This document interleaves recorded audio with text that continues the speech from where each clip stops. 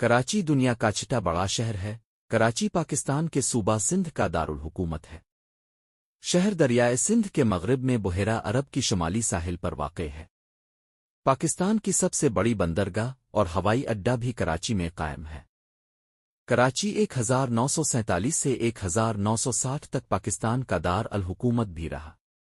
موجودہ کراچی کی جگہ پر واقع قدیم ماہی گیروں کی بستی کا نام مائی کولاچی تھا، جو بعد میں بگڑ کر کراچی بن گیا۔ انگریزوں نے 19ویں صدی میں اس شہر کی تعمیر و ترقی کی بنیادیں ڈالیں۔